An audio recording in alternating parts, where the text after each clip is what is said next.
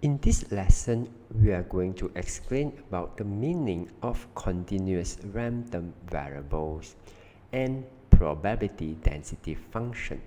Continuous random variables does not take exact values but are defined in an interval form, such as variables of length, time, height, and mass. In the previous lessons, we have learned about discrete random variables such as number of cars, people, number of balls, and etc. This variable can be represented in whole numbers like 0 car, 1 car, 2 cars, 3 cars, and etc. The other type of random variable is continuous random variable, like the variables of length, time, height, mass, and etc. These variables can be represented in quotient numbers like 1 cm, 1.2 cm, 1.32 cm, 2 cm, and etc. Continuous random variable always associated with probability density function is defined as the probability for variable x from a to b is equals to definite integral a b fx integrate with respect to dx. This fx is called as probability density function PDF. The PDF must satisfy two conditions. First, fx must always greater or equal than 0 because fx is a probability. Probability must always 0 or positive values.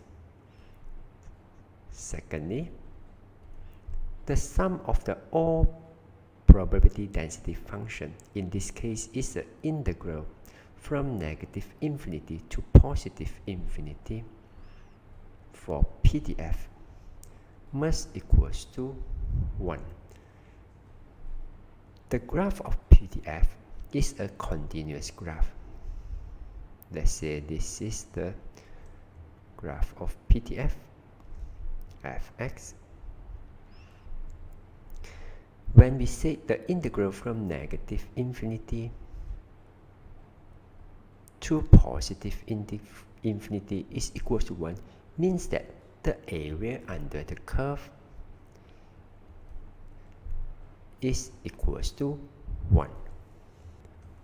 For example, is fx equals to half, where the x is defined from 1 to 3, a PDF function. First of all, let's check the first condition. Since fx equals to half is greater than 0, then it satisfies the first condition. So fx is greater than 0. Secondly, let us find its definite integral or its area under this constant line. Is it equals to 1? So let us integrate half from negative infinity to positive infinity with respect to x.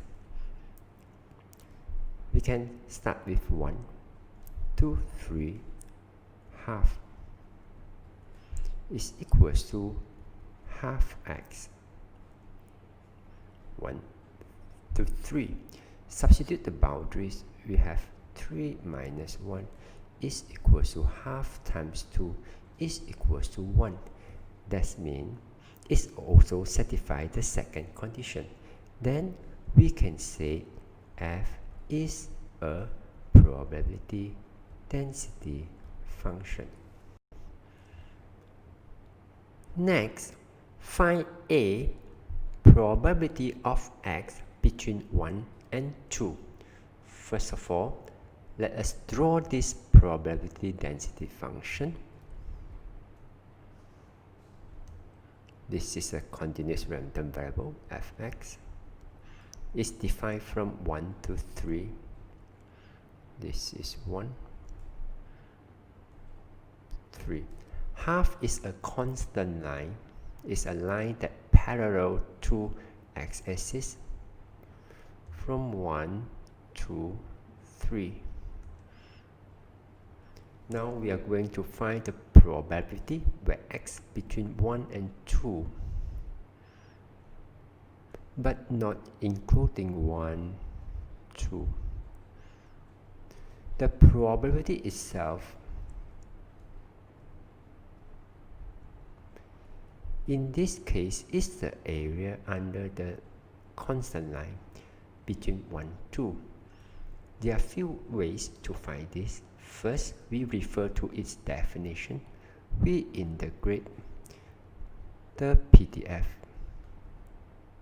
from 1 to is equals to half x from 1 to. Substitute the boundaries 1, 2 is equals to half 2 minus 1, which is equals to half. This is equals to half.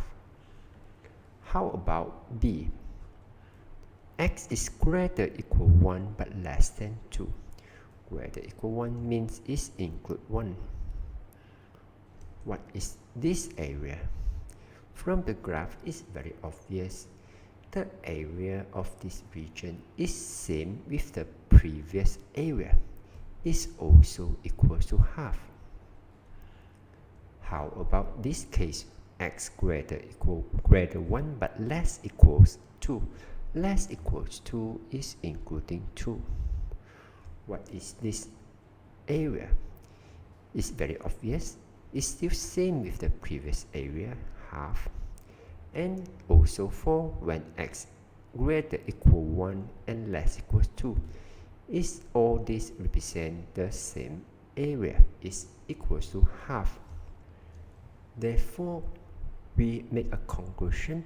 The probability for x between a, b is equals to the probability where x greater equal a less than b is equals to the probability x greater a less equal b is equals to the probability x from a to b.